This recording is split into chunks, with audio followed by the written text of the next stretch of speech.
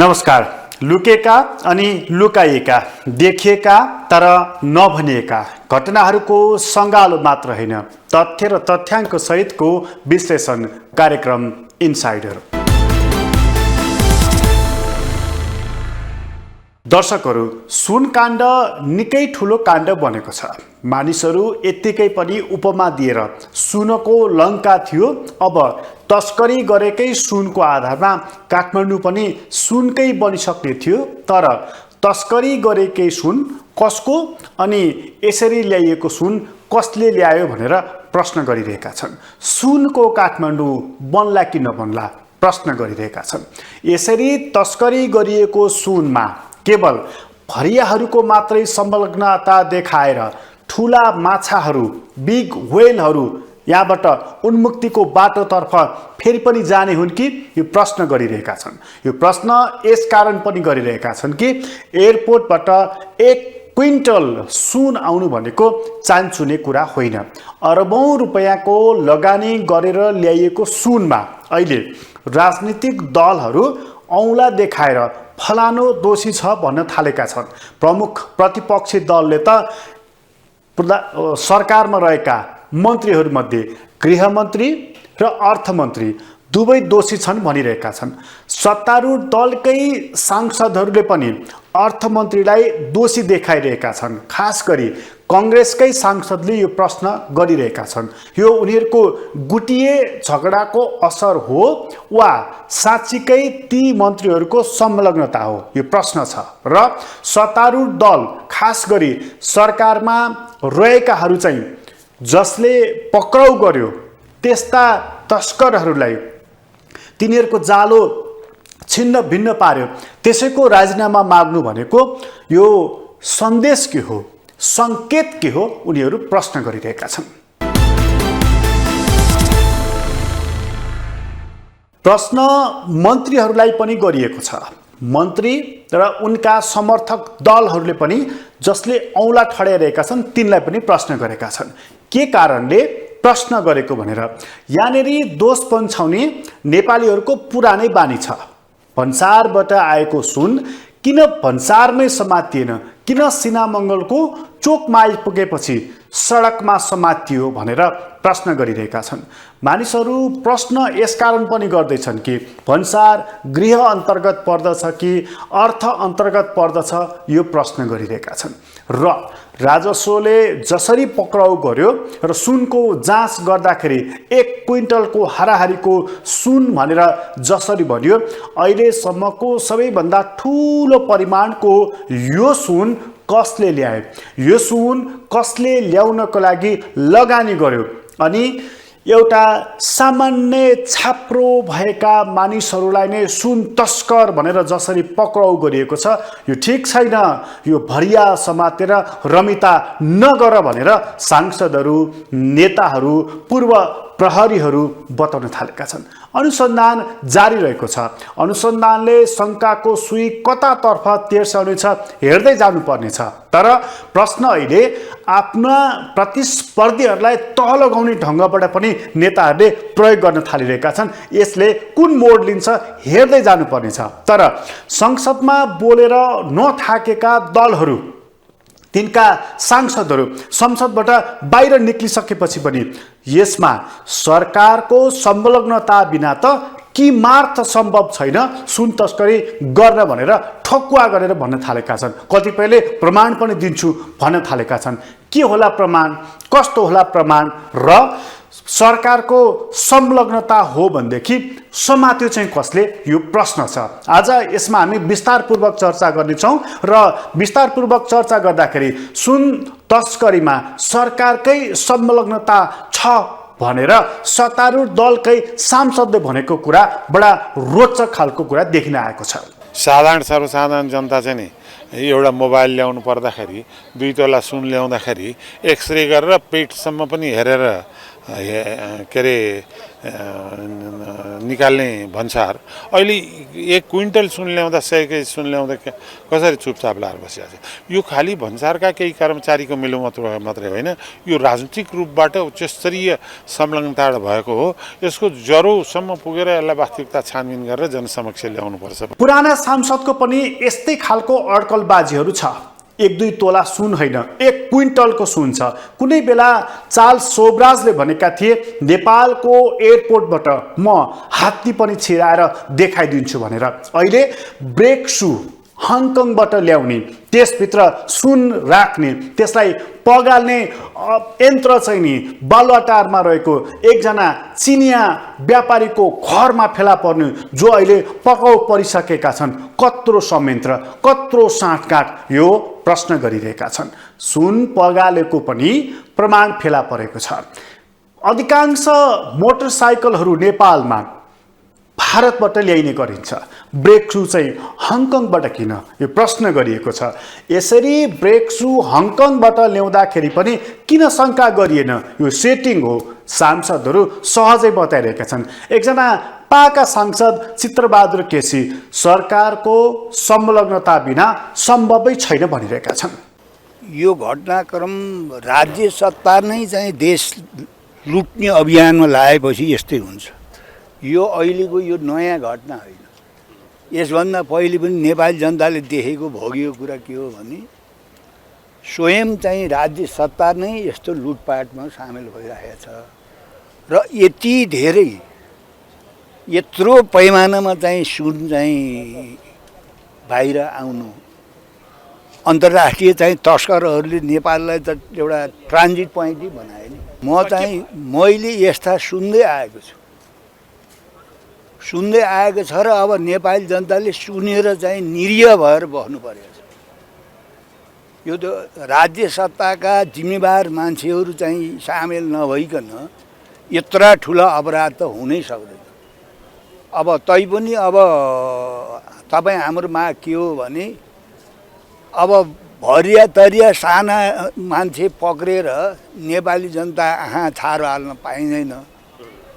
मूल अपराधी कहाँ छ, कुन कुना बसेछ, त्यो मूल अपराधीलाई चाहिँ समातेर नेपाली जनतालाई देखाउन सक्नुपर्छ सरकारले। त्यो अपराधी चाहिँ पत्ता लगाउनु पर्यो, कसले सञ्चालन गरेको छ यत्रो अपराध।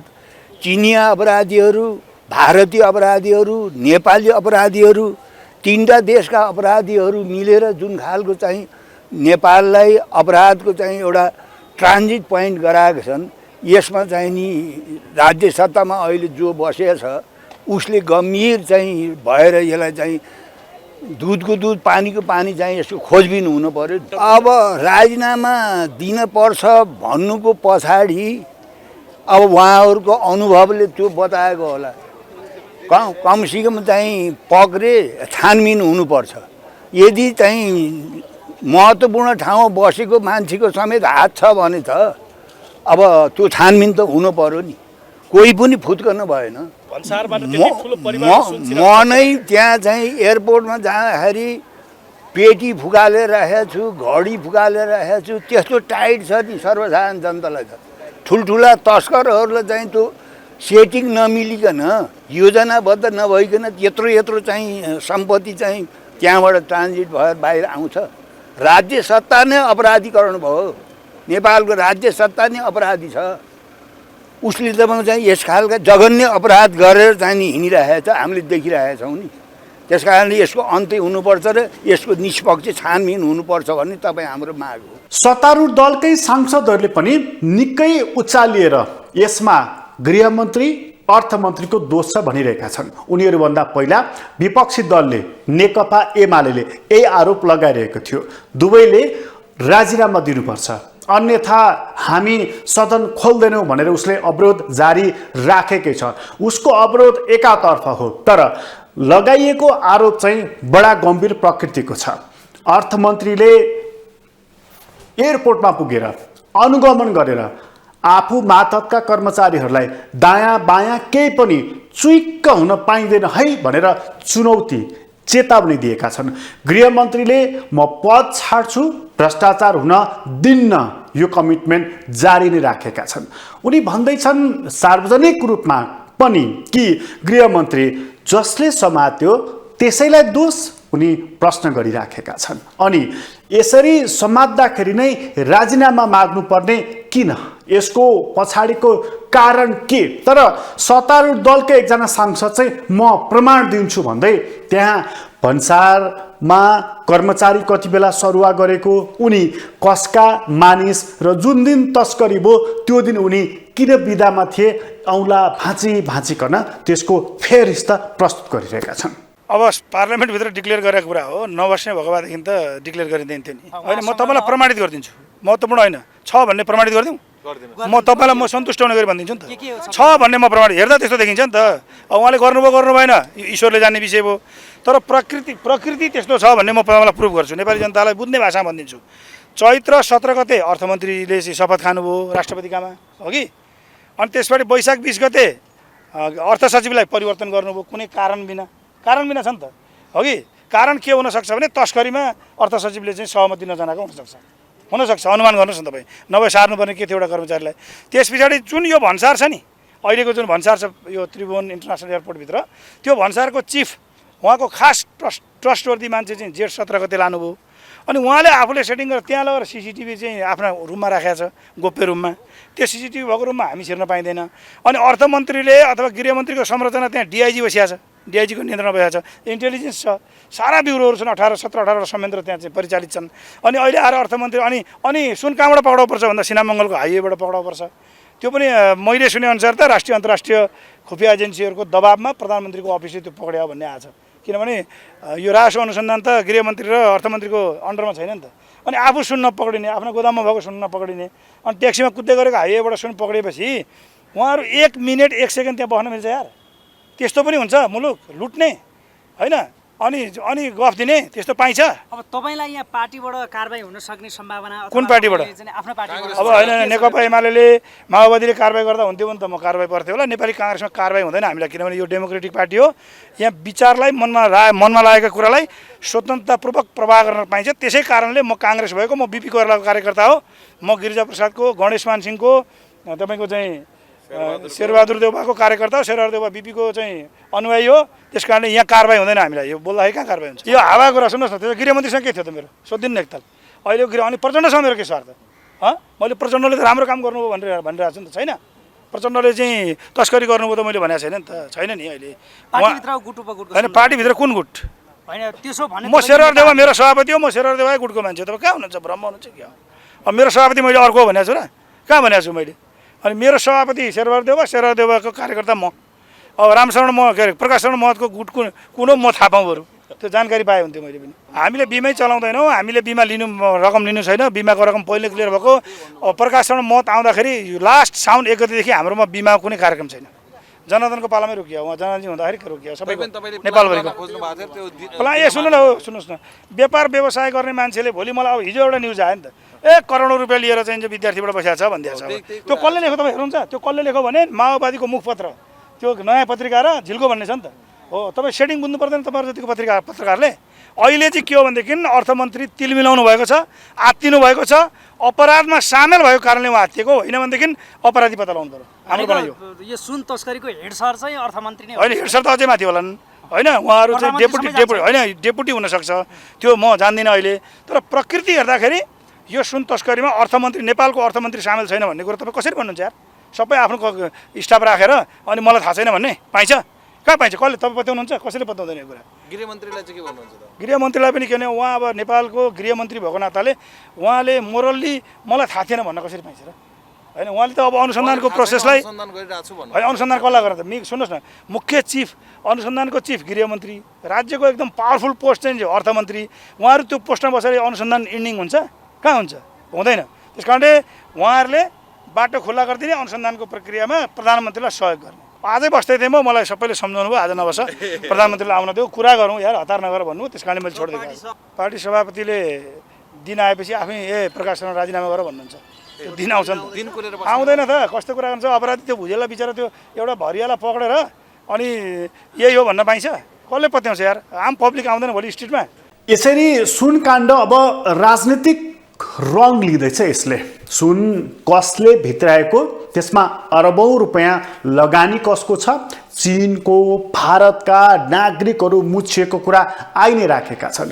नेपालमै भुजेल थरका दुई भाइहरूको स्थिति देखिहाल्यो। दोलखामा उनीहरूका घर कस्तो रहेछ देखि नै हाल्यो। जस्ताको टिनले बारेको 1.5 तलाको घर भएको मानिसले एउटा नक्कली कम्पनी खडा गरेर अरबौं रुपैयाँको सुन ल्याउन सक्छ? प्रश्न छ। यो प्रश्नको उत्तर कसले दिने हो? र अहिले जसरी गृहमन्त्री र अर्थमन्त्रीमाथि प्रश्न तेर्सिएको छ, यसको सोझो उत्तर राजनीतिक प्रतिशोध मात्रै हो कि यसको पछाडि उनीहरूको संलग्नता पनि छ? यो कुरा हेर्न जरुरी रहेको छ। अनि बारम्बार सांसद भएका, बारम्बार मन्त्री भइसकेका मानिसहरूले राज्य संयन्त्रको संलग्नता बिना सम्भव छैन तस्करी भनेर बताइसकेपछि यो कुन स्तरको संलग्नता हो यो खोज्नु पर्नेछ। एकजना पूर्व मन्त्री जो नेकपा एमालेमा छन् यति बेला, उनी ढुक्कैले सरकारले नै यो तस्करी गरेको भनेर आरोप लगाइरहेका छन्। यो सुन काण्डमा नेपाल सरकार आफै इन्भल्भ छ। किनभनेदेखि नेपाल सरकारले चाहेको भए त यो सुन काण्ड बाहिर नभएर त भित्रै हुन्थ्यो नि। नेपाल सरकारले चाहेको भए त भन्सारबाट पासै हुने थिएन। त्यो सरकारकै संलग्नतामा, निर्देशनमा त्यो सुनहरू बाहिर आएको हो र अनुसन्धानको जहाँसम्म सवाल छ, अनुसन्धान विभाग भनौँ, राष्ट्रिय अनुसन्धान विभाग, त्यो सरकारको कुरा नटेरेर समातेको। जबकि 10 दिन, करिब 7 दिन पहिले सरकारलाई पनि थाहा थियो कि बाहिरबाट यसरी आउँदैछन्। यत्रो दिन भन्सारमै बस्यो। त्यस कारणले यो सुनकाण्डमा नियतवश सरकार आफै इन्भल्भ छ। त्यसैले आज हामीले कम्तीमा पहिलो चरणमा जुन गृह मन्त्रालयलाई पहिले थाहा थियो, जुन अर्थ मन्त्रालयलाई पहिले थाहा थियो, त्यो भन्सारमै समात्नुपर्ने थियो। त्यस कारणले पहिलो चरणमा गृहमन्त्री र अर्थमन्त्रीले राजीनामा दिनुपर्छ। दोस्रो चरणको लागि सरकारले सकिन्छ न्यायिक छानबिन गठन गरौँ, होइन भने उच्च स्तरीय गठन गरौँ। जो दोषी देखिया छ, प्रधानमन्त्री पनि दोषी देखिया छ भनेदेखि दोषी त देख्यो नि प्रधानमन्त्रीले। प्रधानमन्त्रीको कार्यालयले हाम्रो निर्देशनमा समातिएको छ भन्न पाइन्छ र? रोडमा किन समात्नु पर्यो प्रधानमन्त्रीजीको कार्यालयको निर्देशन अनुसार? राष्ट्रिय अनुसन्धान विभागले त भित्र समाउनु त पाउँदैन। म त राष्ट्रिय अनुसन्धान विभागको त्यही राजस्व अनुसन्धान विभागको कर्मचारीहरूलाई म धन्यवाद दिन्छु कि सरकारको कुरा नटेरेर उहाँहरूले समाउनु भएको छ। हाम्रो मैले अघि भनिहालेँ दुईटा कुरो, कि त न्यायिक उच्च स्तरीय छानबिन गठन होस् र उसले जे निर्देशन दिन्छ। पहिलो चरणमा त राजीनामा बाहेक अर्को विकल्प त छैन। अब प्रधानमन्त्री पनि इन्भल्भ छ कि छैन त्यो बुझ्नको लागि, त्यो छानबिन गर्नको लागि, र त्यसमा को इन्भल्भ छ। म तपाईँलाई एउटा कुरा के भन्नु भने, जुन सोर्सबाट आयो कि फलानो दिनमा यसरी सुन बाहिर निस्किँदैछ, त त्यो सोर्सलाई त त्यो पनि थाहा होला नि, त्यो सुन कहाँ जाँदैछ। त्यसैले यसलाई छानबिन गरेर त्यसको मुख्य नायकसँग पुग्नु पर्यो। एउटा मजदुरको नाउँमा कम्पनी खोलेर यो वैशाख यता 33 पल्ट सुन भित्री आइसकेको छ भनेपछि त त्यो त्यतिकै 33 पल्ट सुन त्यसै भित्रिएको छैन होला। एउटा मोबाइल, दुईटा मोबाइल ल्याउँदा त थाहा पाउँछ, 1 तोलाभन्दा बढी सुन ल्याउँदा त थाहा पाउँछ भने 1 क्विन्टल 600 किलो ल्याउँदा थाहा थिएन होला, त्यो कुरा होइन। त्यसैले त्यसको मुख्य मालिकसम्म सरकार पुग्नुपर्छ। तर मुख्य मालिक भनेको सरकार प्रमुख पनि हुन सक्छ। सरकार प्रमुखको अर्थात् मन्त्रीहरू, सम्बन्धित कन्सर्निङ मन्त्रीहरूको मान्छे पनि हुन सक्छ। त्यो त छानबिनले के भन्छन् त्यसअनुसार अगाडि बढ्नु पर्यो। नेपालमा बोल्नको लागि कसैलाई रोकटोक छैन। आरोप पनि जे पनि लगाउने गरिन्छ। गद्दार, लाल गद्दार, लेन्डुप दोर्जे, यस्ता थुप्रै आरोपहरू नेपालमा सहजै लाग्ने गर्दछ। दाल भात खाएको जस्तो गरी नेताहरूले आरोप लगाइदिन्छन्। भोलिपल्ट आफूले लगाएको आरोप पुरा भएन भने माफी पनि माग्ने चलन रहेको छैन। यस कारणले नेताहरूको बोलीमा साह्रै विश्वास चाहिँ गरिहाल्न हुँदैन। तर संसदको लोगो लगाएको माननीय सांसदले भनेको कुरालाई यत्तिकै हचुवाको भरमा बोलेछ भनिहाल्ने स्थिति पनि रहेको छैन। त्यसो भए तथ्यगत आधारमा अनुसन्धान गर्दाखेरि के प्रमाणित निस्किन सक्छन् त गृहमन्त्री र अर्थमन्त्री दोषीको रूपमा? यदि देखिएनन् भने यी जो मानिसहरूले म प्रमाण पेश गर्छु, म यो कुरा बोलेर पुर्याउन सक्दछु भनेर बताइरहेका छन् छाती पिटी पिटिकन, त्यति बेला के हुनेछ? यो कुरा बडा मार्मिक खालको छ, बडा गम्भीर खालको रहेको छ।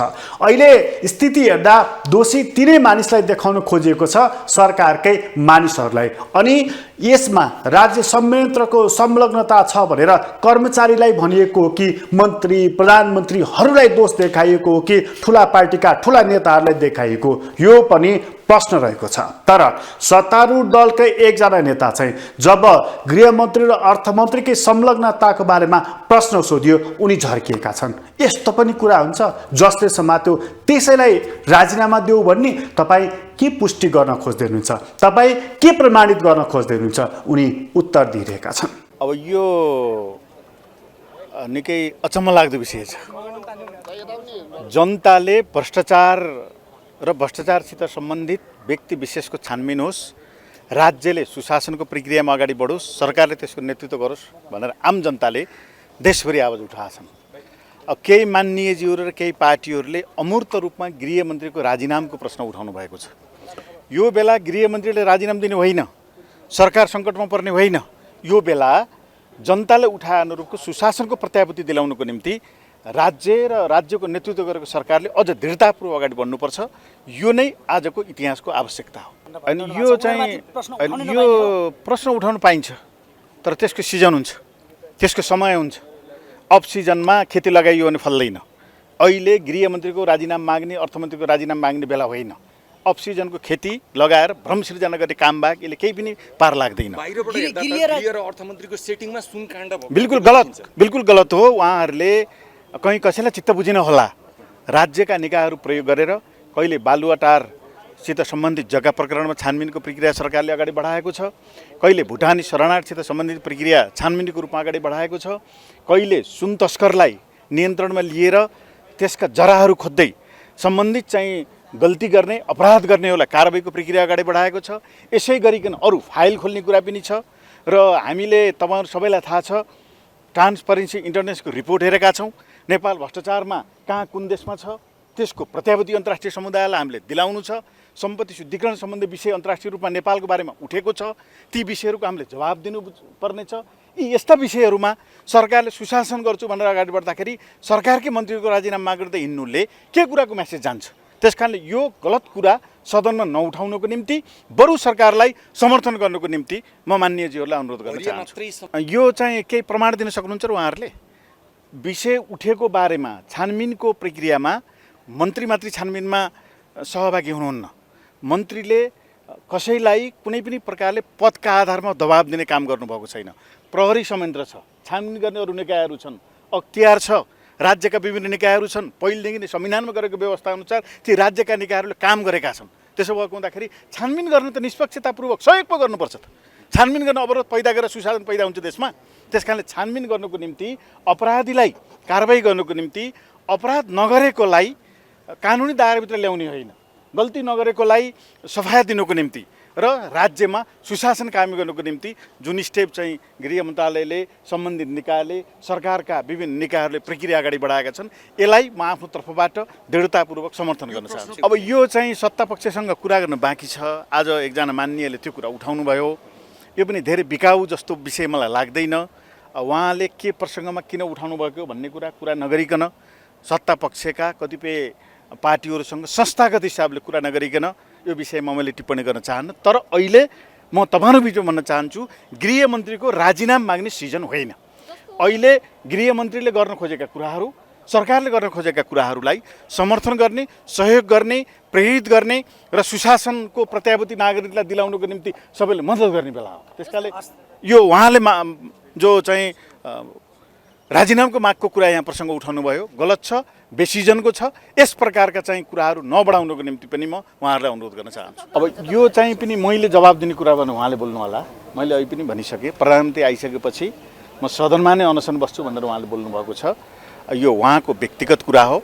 उहाँ आबद्ध भएको संसदीय दलको तर्फबाट, उहाँ आबद्ध भएको पार्टीको तर्फबाट, उहाँ आबद्ध भएको संस्थागत संसदीय दल र सम्बन्धित नेताहरूको तर्फबाट कुनै पनि कुरा भनिएको छैन। साँच्चै तिनै मन्त्रीहरूको राजीनामा मागेर एमाले के पुष्टि गर्न खोज्दैछ, काङ्ग्रेसकै सांसदहरूले के पुष्टि र प्रमाणित गर्न खोज्दैछन्, यो कुरा बुझिन सक्नुको छ। अनुसन्धान राजस्व विभागले गरिराखेको छ। सिआइबीको संलग्नता, सक्रियता उत्तिकै रहिरहेको छ। हामी यो कुरालाई ध्यानपूर्वक हेरिरहँदाखेरि, नेताहरूको गाली गलौज र आरोप प्रत्यारोपलाई ख्याल गरिरहँदाखेरि अनुसन्धान कुन स्तरमा भइरहेको छ ख्याल गर्नुपर्नेछ। के नेपालले भारतमा गएर यसको संलग्नताको बारेमा अध्ययन गर्यो? के नेपालले हङकङमा गएर यसको संलग्नताको बारेमा अध्ययन गर्यो? यसले चीनमा कुन तहको संलग्नता हो अध्ययन गर्यो? के नेपालले इन्टरपोलको सहायता लियो वा नेपाल केवल बुढा नीलकण्ठ र एयरपोर्टमा मात्रै सीमित रहेर अनुसन्धान गरिराखेको छ? यो हेर्न लायकको विषय रहेको छ। के 1 क्विन्टल सुन नेपालमै भित्राएर नेपालमै खपत हुने गरी तस्करहरूले भित्राएका हुन् त?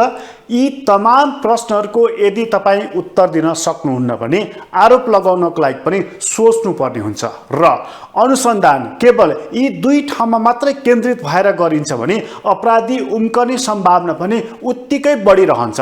यस कारणले यो अनुसन्धानको दायरा फैलाउन जरुरी छ।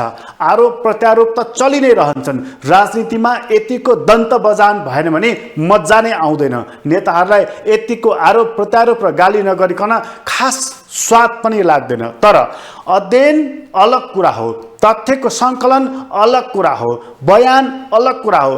तिनी सबैलाई संयोजन गरेर निकालिने निष्कर्ष फरक कुरा हो। यो कुरामा हेक्क राख्न जरुरी रहेको छ। कार्यक्रम अहिलेको लागि यति नै। इनसाइडरबाट म प्रकाश गिरीलाई बिदा दिनुहोस्। ग्लोबल टेलिभिजन हेर्दै गर्नुहोला। नमस्कार।